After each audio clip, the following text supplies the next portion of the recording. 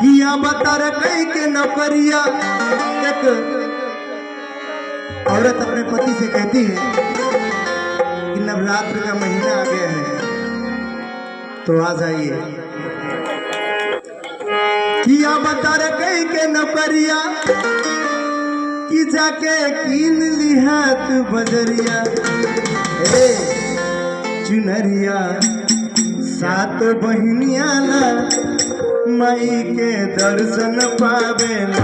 चुनरिया सात बहनिया ला माई के दर्शन पावेला। हम तार कई के नौकरिया, हम तार कई के नौकरिया जाके कीन लिहा तू बजरिया। सात बहनिया ला माई के दर्शन पावेला। चुनरिया सात बहनिया ला माई के दर्शन पावेला। चुनरिया सात बहनिया ला माई के दर्शन पावेला।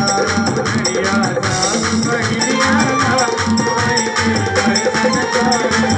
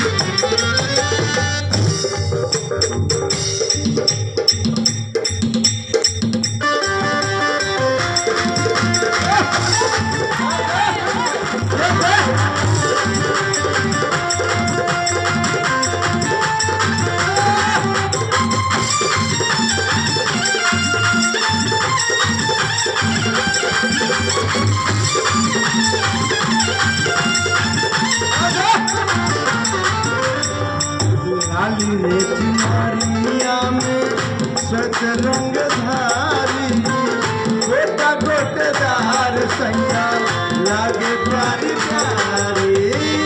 गोटा गोटेदार सैया लागे प्यारी प्यारी। गोटा गोटेदार सैया लागे प्यारी प्यारी। गोटा गोटेदार सैया लागे प्यारी प्यारी। लाली रे चुनरिया में सच रंग धारी, गोटा गोटेदार सैया लागे प्यारी प्यारी। गोटा गोटेदार सैया लागे प्यारी प्यारी। गोटा गोटेदार सैया लागे प्यारी प्यारी। घर नवरात्र के तैयारी, घर नवरात्र के तैयारी। आजा जल्दी पकड़ के गाड़ी पावेला। चुनरिया जान भावेला।